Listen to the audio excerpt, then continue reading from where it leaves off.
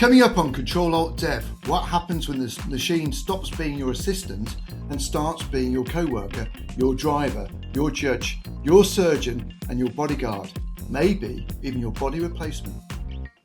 Yeah, and in 10 years' time, are your kids learning to code or are they learning to manage fleets of AI agents?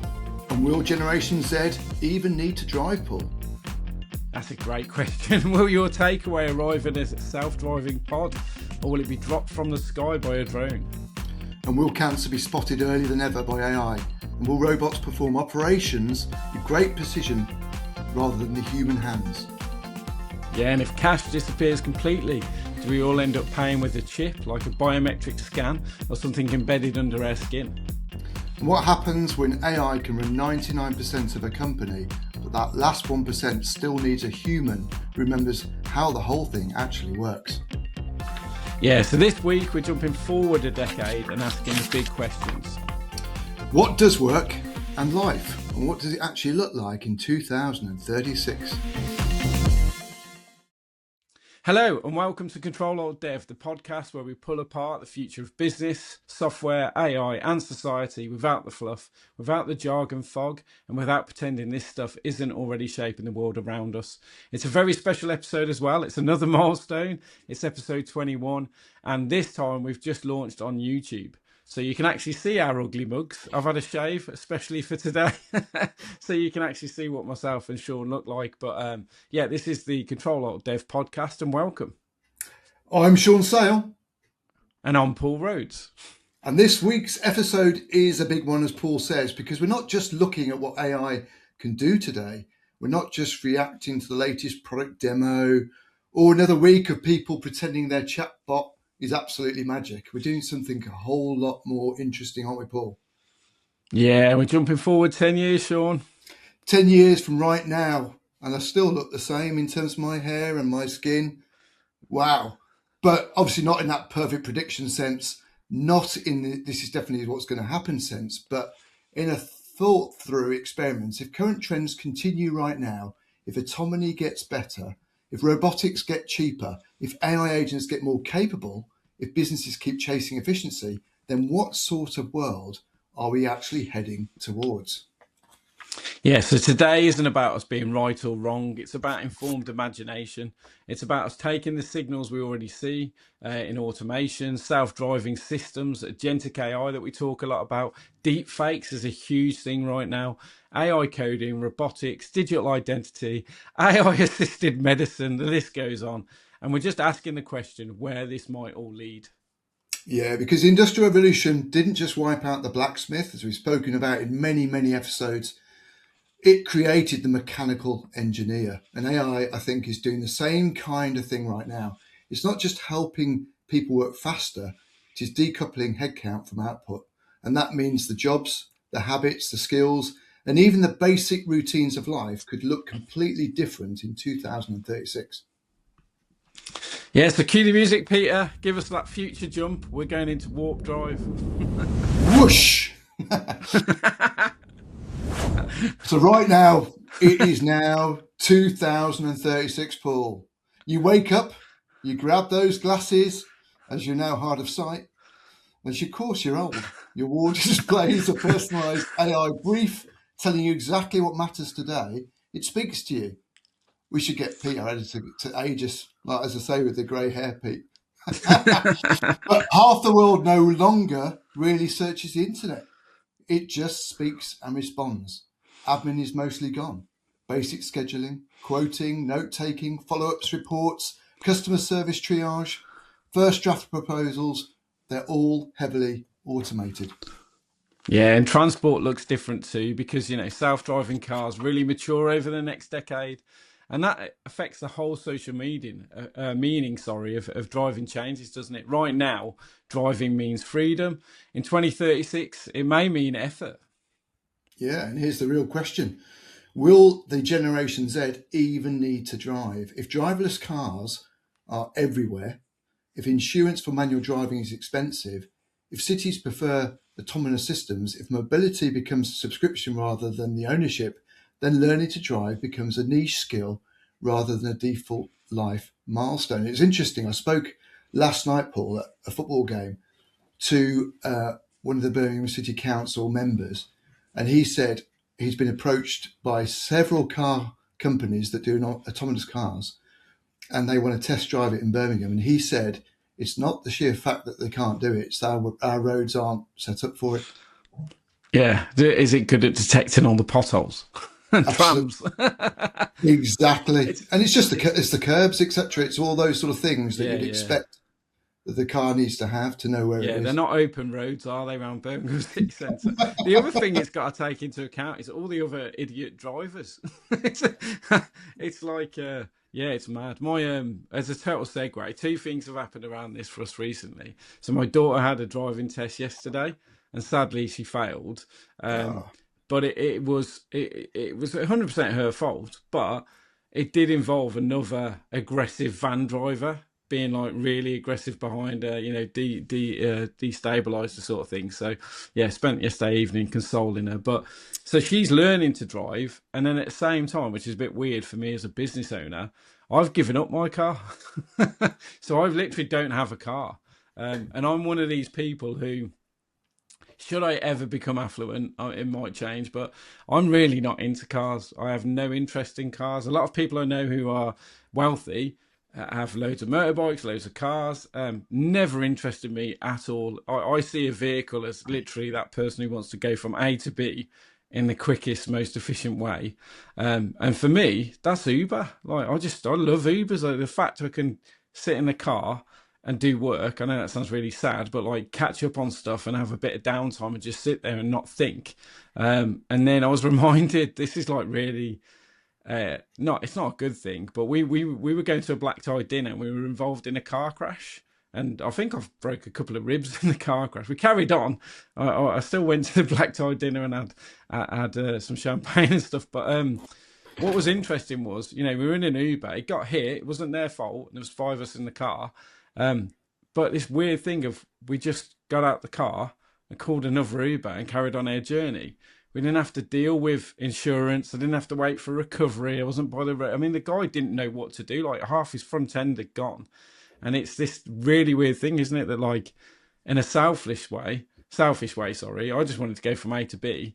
I had a disruption and I carried on. I know, having had car accidents, the stress and everything else it causes and stuff in terms of financial and, repair shops and stuff. So, yeah, I've come to this conclusion that selfishly, I've calculated how much a day it costs me for my car to sit on my drive and not go anywhere.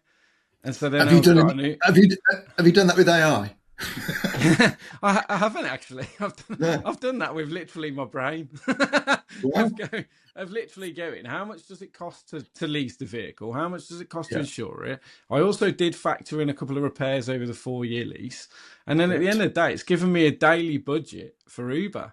And I'm nowhere near it. I'm not even close to it. Because like I, as you know, we work remotely. My commutes really were the school run. My kids are 16 and 18, and you suddenly wake up and go, get yourself to work and get yourself to school. So, yeah. Okay. So what's the total saving, Paul? There. So you said the lease car, cost of tires. So what was that? Yeah, as a round figure, £6,000 a year. And how much if you're doing the same with an Uber? So you're taking. Oh Uber. yeah. Well, I'm gonna. So if you compare it, the easy figures for me were £20 a day. Okay, so 7-day week. That's £140 a week. Yeah. I haven't spent anything this week on an Uber because I haven't gone anywhere. But the car would still be sat on the drive, and that's not even including. It was an electric vehicle. It's not even including the electricity that was pumping. It was obviously way cheaper than petrol. But then I sat there again and I watched the oil prices go up as a result of the Iran war, and I'm thinking, well, yes, I will be paying more in an Uber because they're paying more, but it will be marginal. It won't be the cost of a tank. I'm paying for that percentage of the tank that I'm using to go to that thing. So tonight, I totally digressing everyone on the podcast. No, tonight, my daughter does ballet every week, and she's 18. So, but I've said I'll pay for your Uber. Like it's me not taking you. I'll pay for Uber. So it's probably going to cost me £6. So in a week where I would have spent 140. I'm going to spend 6. Yeah. So that's why I've done it. But it's because I'm not a car person. the cars that I've driven have been completely mid-range. We were laughing yesterday. We went to the pub and laughing. I've bought a £200 car. I've literally driven around in a really old beat up Honda when I lost my first business, and it looked like the Waynesville car. Somebody bought me a Waynesville sticker for it. It came with free McDonald's fries under the seat. I went to the petrol station and I used the electric window and it fell out. So it's like, so yeah. So I don't care about cars. No interest. So when we were talking about this, Sean, to digress, I've got my daughter learning to drive, and I'm always going to what end. Like, you're about to go to university, to what end do you need to learn to drive? And I almost am predicting that when she comes out, it won't be like it was, in the 80s, 90s when we were learning, totally different. I think car was independence, freedom, but these things come along. I mean, taxis are always there. I'm not disparaging taxis, but I just think the convenience of going, oh, it's round the corner, rather than being told it's round the corner and knowing the exact ETA that you're going to get somewhere. So that's my. Well, look. But it's good insight, though, isn't it? Into like the next 10 years, will I even own a vehicle? Is the question. Well, I think it changes holidays. It leads nicely into that, because if we are going to have these autonomous vehicles, then you want to go down to Cornwall. Fine, you get in the vehicle. Let's say in Birmingham, you put a film on. You lie back in your head seat or whatever, and you have a sleep, or you wake up near the coast. It's almost the car becomes the hotel. So the journey becomes a rest, or you can do like you say, do some work as you're going down. Yeah. There's no need anymore, as you quite rightly say, to own a vehicle. Well, I think like this podcast started in the pub, right? And if you think genuinely about the job to be done when you get a taxi after a drink, you obviously would never drive because it's drink driving. But it's not, the job to be done is not, I want to be picked up. Well, for me, it's not, I want to be picked up by a human and driven home. I want to get home. So to me, the idea of using an app and a driverless vehicle coming along and then getting in it and going home, that's the dream to me. Like, I'm one of those idiots who after a drink will sit in the front of the taxi and talk to the driver, and they don't want that. They don't want to say, have you been working long? When do you clock off? How's your day been? I'm too friendly. So sorry. So anyway, we're moving. It is so true, though. So the future, come back to topic. So the future isn't just one invention. It's layers, AI agents running processes, autonomous vehicles, we just said, moving people around, drones moving goods, and robots doing repetitive physical work. Yeah. And then humans moving upward into judgment, trust, strategy, creativity, and rescue knowledge. Yeah, and I think that perfectly segues us into the next feature of the show. Keep us on track is the listener questions. So that anchors the whole episode that we've got planned. So this one comes from David via LinkedIn, and he asks, with AI automating coding and administration, what on earth should I be telling my kids or my junior team members to study in 2036? If the doing is gone, what jobs are actually left? Over to you, Sean. That may be the question of the decade, because for years, and obviously we're speaking about the tech industry because that's what Paul and I know, the answer was obvious. We learnt to code, we learnt systems, we became technical, useful to the digital economy. But now the machine is learning chunks of that too. So the answer evolves. Yeah, and that's where, we spoke about this multiple times now, and it's become a real mantra of mine, but the 10-80-10 way of thinking comes in. 10% is the intent, isn't it? It's the architecture. What matters? What are we trying to solve? Who's it for? What are the values? And then the middle 80% is the repetitive cognitive labor that you talked about, like coding. So admin, formatting, migrations, summaries, routine coding, process work, standard reports. And the final 10% is the human in the loop, the human judgment and review. So should this happen, is it fair? Is it safe? Does it make sense, Sean, in the real world that it's changing in such a way? Yeah, and that middle 80% gets compressed. That's where AI does damage to old job descriptions. If your value is mostly repetition, you're now exposed. If your value is taste, trust, empathy, strategy, leadership, nuance, governance, or making the call when things go weird, that becomes premium. Yeah, so study technology, but study psychology, study communication, systems thinking, ethics, design, law, which we'll come on to, persuasion, narrative, and leadership. The things that the human excels at, maximize the humanity. Yeah, because the future won't belong to the person who can just do the task. It belongs to the person who can tell the machine what actually matters. So let's get properly into the sci-fi now, Paul. What are the jobs of 2036 that barely exist now?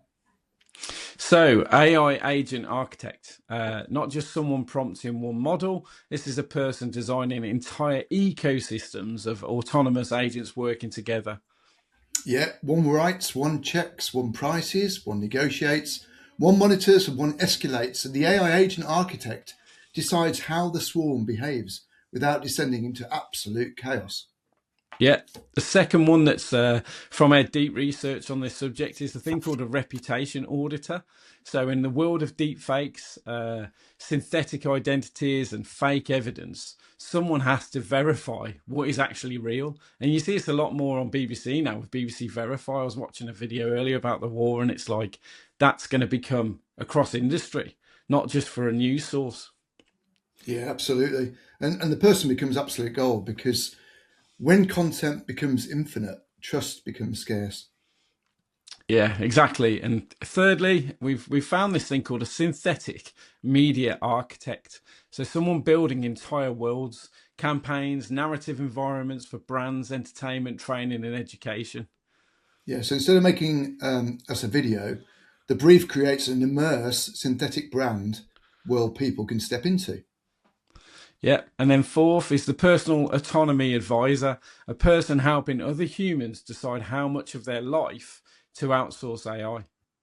It's a brilliant future role, that is, because future wealth may not just be money, it may be retained human agency. Yeah, and then fifth, this is a really interesting one right now, is the AI rights advocate. So it sounds absurd today, but it might not be in 10 years. Absolutely, because if autonomous entities start negotiating owning assets or displaying continuity of behaviour that laws take seriously, then people will build careers around where machine agency begins and ends. Yeah, and the adjacent roles all around this are much easier to picture right now. So algorithmic accountability lawyers, digital identity councils, synthetic entity regulators. God, those are some job titles, aren't they, Sean?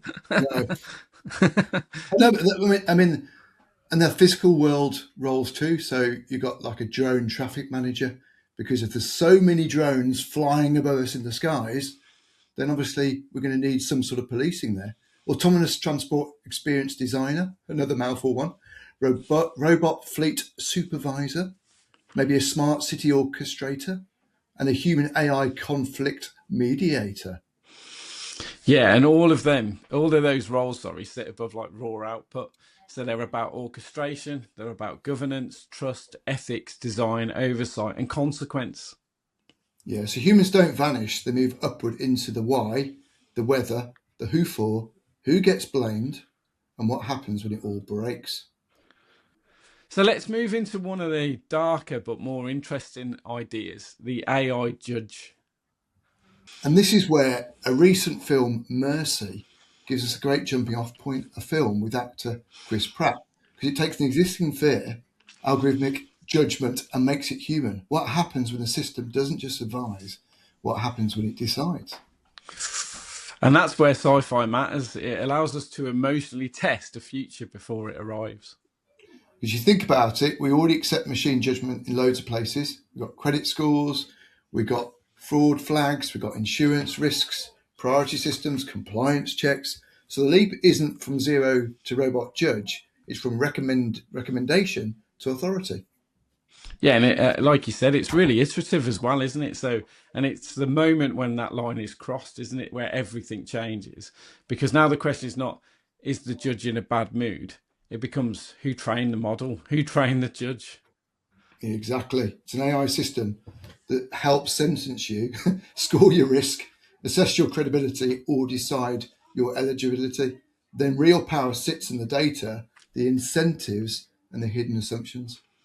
It reminds me of is it Little Britain? Computer says no. Yeah, Like, yeah, it creates huge future legal questions. Can you cross-examine a model? Can you challenge its training data? Can someone lose their liberty because of a system no ordinary human citizens understand? And I think it's not just the judge either, is it? It's like, actually, is the defense yeah, AI? Is the prosecutor AI? But also, what's the jury? Do they even have a yeah. jury? And if they do have a jury, is the jury made up of different demographics and social variables? And I don't know what I'm trying to say, but I just mean, like, is it almost like the people who are on trial or the companies that are on trial don't actually attend? Yeah. And you might actually get cases resolved in milliseconds rather than months or years. Some of the cases take so long to go through the data and the arguments. I know this is far-fetched and this is exactly what we're talking about with sci-fi, but it's like it's a reality I could envision. We're not talking madness here. I don't think Well, that it's. if you I could, think 10 years is a long time in the world of tech right now, isn't it? That's the thing. absolutely, if you think you're sitting in the chair, handcuffed to the chair, you've got an AI judge, And you've you're got in a no court. badge. Are you in a court at this point, Sean? Well, are you in a So court I or are was you being just a room? facetious. Sorry, I was trying to Yeah. lead you somewhere. Yes, I'm in jail. um, but you're obviously handcuffed to the chair, and then obviously everything in your life is being filmed, so videoed. So can you imagine that you've got 2 hours to basically prove your innocence? Because you can call up what the moment that you got arrested for, you can identify who was actually looking at the evidence, you can check the evidence yourself. All that sort of stuff is at the power of your fingers to try and prove your innocence. And as you rightly said, I think they were saying in the UK alone, they're having to sort of like cancel certain prosecutions because there's too many of them and downgrade them. Well, this is perfect, isn't it? In a way, what we're Yeah, I mean suggesting the people legal do. system by its very nature. I've never really been involved in it, but my a drama and movie consumption of it's slow. It's a very slow process, and it's slow because of the complexity of the cases, but also the humans involved can only sit through so many sessions. There's like a capacity limit, isn't there, to the court system? Well, AI, a legal point, should remove capacity. Is the Yeah, bottom line. Like you say, the easy cases, like, were you speeding, yes or no? Trying to plead your innocence. It's just could be done in 90 seconds and just pay the fine. It could automatically take it from your bank as well. yeah. But yeah. Have you So seen on BBC, sorry to interject, they did it a few years ago. It was quite groundbreaking. I think it's called The Capture. Have you seen it about deepfakes? yeah, And so deep fakes. Yeah, they did a soldier one the first season. And at the time, it was like, when I watched it, even in tech at the time, I was like, yeah, it's a bit of a long shot, like a moonshot thing of will we really be hoodwinked by deep fake? And then they've just made series 2, and in today's lens, oh my god, it's 100% believable. And that's what we're talking about here. Is like we're talking about some abstract ideas of job roles and abstract things that seem stupid today, and it's like a bit of an enjoyment project for us, isn't it, to predict the future? We did a look back. Episode 19 was a look back. Episode 20 was what's happening right now.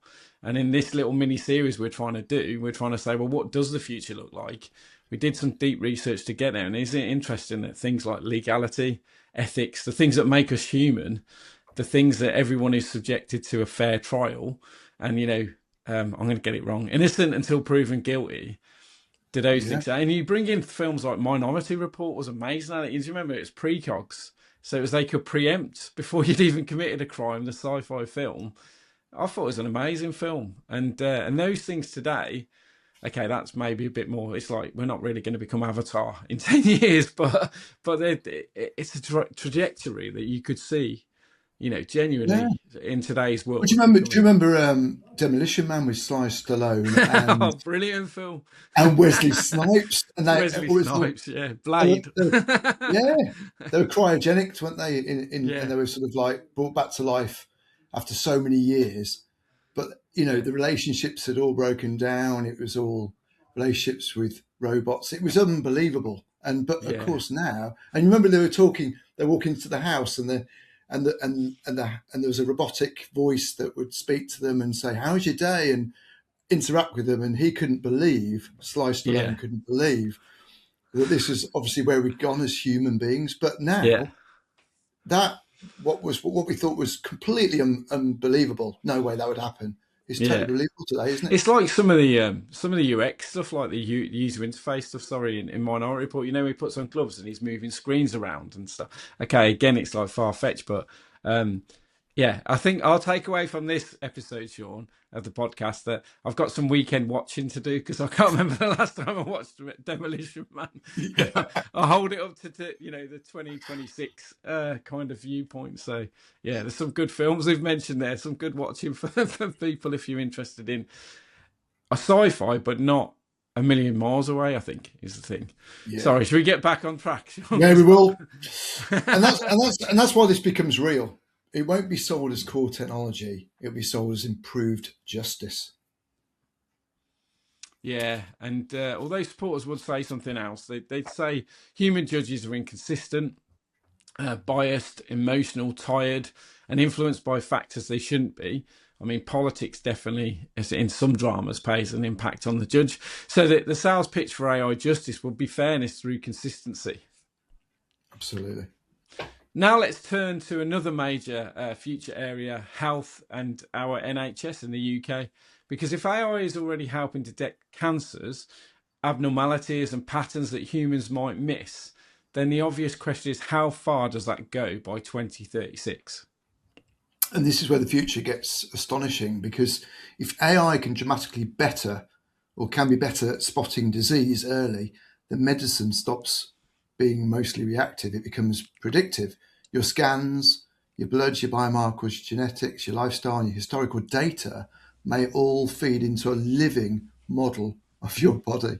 That means conditions can get caught earlier, treatments can get personalized, and operations become more precise. Yeah, and just a quick segue again. Sorry, my brain's racing today. About 10 years ago, one of our clients turned 50 years old, and they had a guy. The first time I ever met a futurist. So his job title was a futurist. So this is 10 years ago, and he was predicting the next 50 years.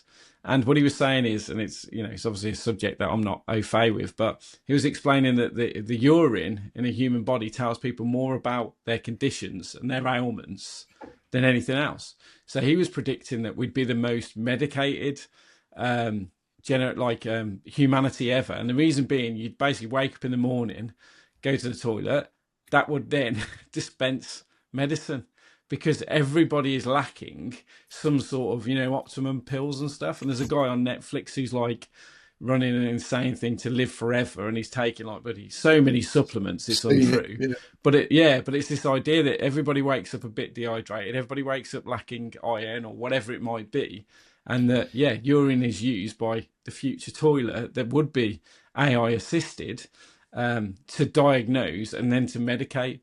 And the theory is it would be incredibly rare that you don't need to take something. And I mean, maybe it's a bit unhygienic that it dispenses the medicine, but it would be like, here's at least your prescription to go and collect, if that makes sense. So just segueing again, but it's thinking about everyday life, isn't it? And how it could play into health. Yeah. Just thinking the toilet in 2036 could filter your urine or your poop, and then, like you say, use AI to identify diagnostics. Yeah. And I think, the understanding I've got is we're all very different. We all have very different imbalances. And when you're talking about micros, it's like, yes, you might be medicated, but it might be only a tiny amount, but it's like to try and rebalance everybody. So yeah, it's just fascinating, isn't it? I mean, I thought you were going to say the toilet was going to become a hole in the ground again, and we can go back to less advanced, to be a revolt. So anyway, so by 2036, it's very plausible that AI assisted surgery becomes normal, and robotic systems may perform parts of operations with a steadiness and repeatability that humans simply can't match. And again, you think about capacity in terms of if there's only specialist few surgeons in a particular area, and you can train robotics and AI to do that thing, then actually your capacity becomes, well, why can't it be operated 24/7? Why do we have waiting lists? Do you see what I mean? Because the capacity is always human. The blockage is always, these doctors are not infinite. They can't work 24 hours a day, and they shouldn't work 24 hours a day, 7 days a week. So it's kind of like, yeah, where can you fill? And then the as we've said, the orchestrator, the surgeons oversee rather than they do. But I mean, that is a world away from where we are. But what a fascinating thought that there's an unlimited capacity. So yeah, back to you, Sean. Well, that's it. Once it gets accepted, as we say, and AI can detect more accurately, and the statistics are all in favour, then we have to ask ourselves: can the human body become increasingly repairable? Can we? Can you know, if I need replacement eye because my eyes, because I'm getting older now, and it's not because it's 2036, Paul, but my eyes are deteriorating. So could I just go and have an eye replacement? The human being repairable. What a fascinating thought. A genuine body shop. It's like, Yeah. But it is in other words, instead of aging, you simply, it means decline. So does age start to mean maintenance, but on a more industrial level? Exactly, Paul. If a failing part can be repaired, replaced, regrown, or reproduced, then longevity becomes a technology story. Heart tissue, joint repair, skin, cartilage, perhaps even, like I say, organs like the eye. And suddenly old age doesn't look the same. Yeah, and it won't be just the extremity of like life-saving medicine, will it? It'll be about quality of life medicine. So we've already talked about the toilet, but like, hair loss is already moving closer to becoming more manageable and more everyday. Cosmetic regeneration will improve. Anti-aging treatments will be more sophisticated. Teeth, skin, mobility, eyesight, as you keep referring to, Sean, hearing, all of that could be improved. So that, yes, the future question isn't just will people live longer? It's will people stay younger for longer? So because if you can delay visible aging, as you say, restore worn out tissue, preserve movement, and keep the body functioning better, then 50 will naturally become the new 30. Yeah, and I think you're touching on here as well is, it's not just about being young, it's about quality of life, isn't it? That's what you're saying. It's like if you've got more of a new body, I mean, we're getting proper sci-fi now, but that changes society massively. Retirement changes, relationships change, careers change, insurance changes, wealth planning, family structures. I mean, I'm just thinking about what would need to happen to pensions and the working age. Would that naturally increase at an unprecedented level because people are technically of working age? But then we get into the whole thing of, well, what does working age mean in terms of other jobs? We're getting very dark now. It's like, Absolutely. And if AI driven medicine gives you 20 extra good years, yeah. then what do you do with them? Like you say, do people have 3 careers? Do Oh. do do we remarry more often? that's a that's You're that's trying a to say question. something, Sean. Yeah, I'm not going to say anything. If you had better eyes.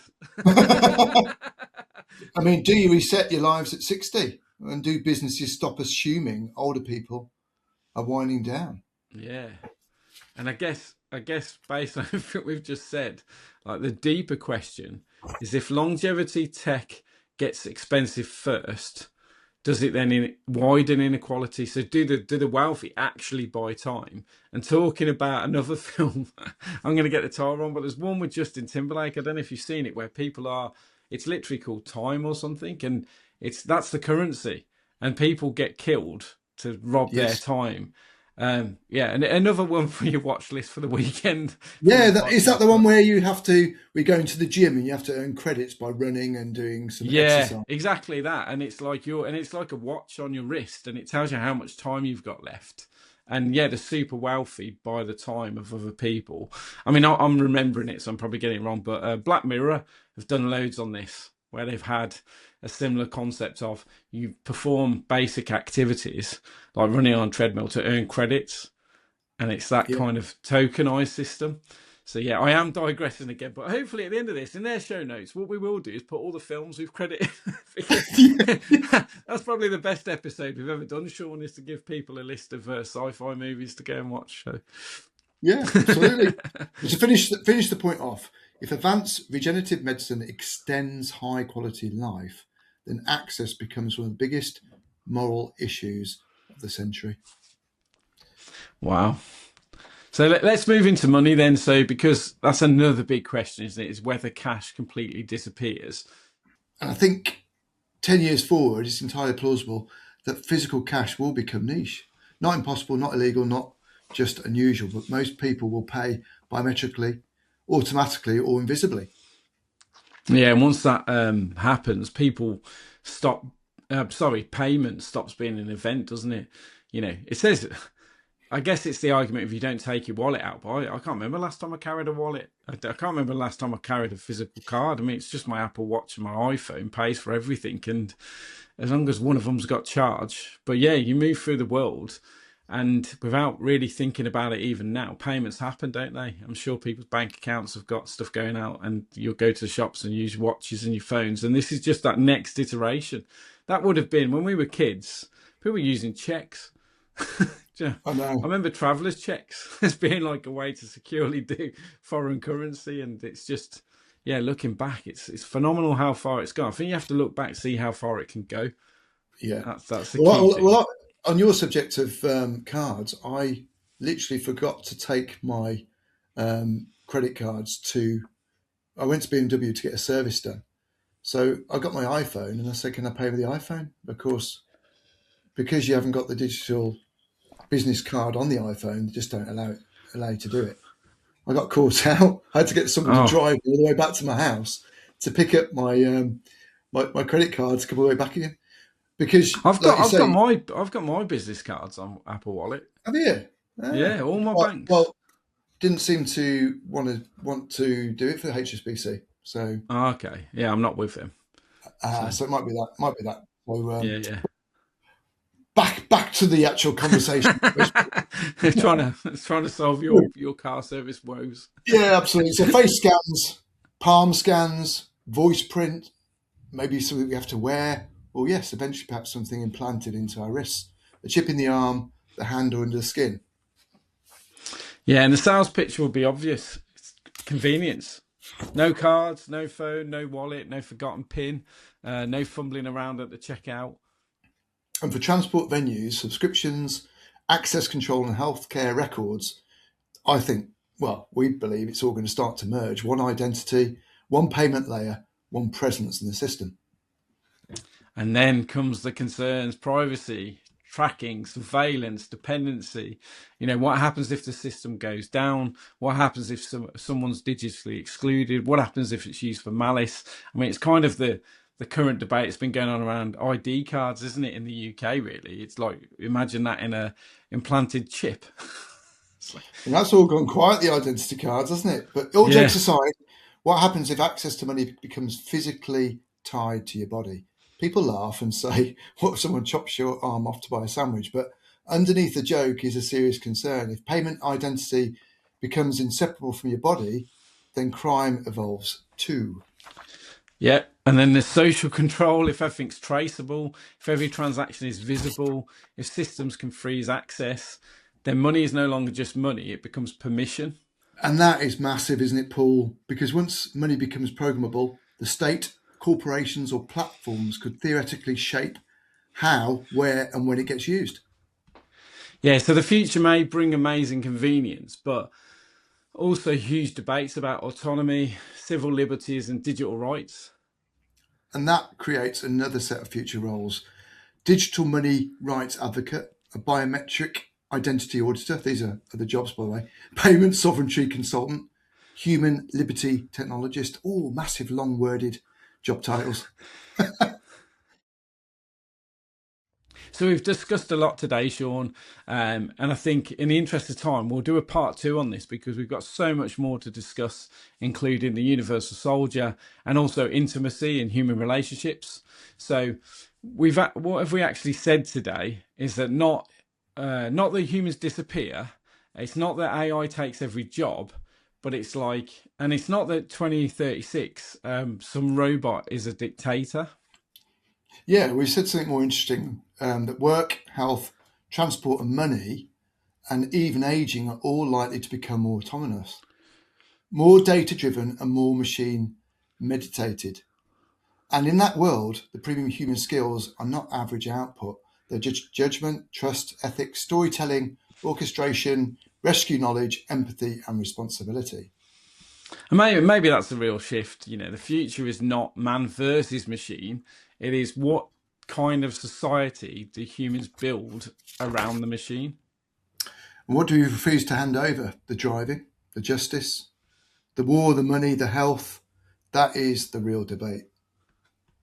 Yeah, so that's episode 21, part one of Control-Alt-DEV, the future of work. It's a look ahead 10 years at the sci-fi future, from AI judges and self-driving holidays to anti-aging medicine, cashless living, drone delivery and the fragility of tribal knowledge.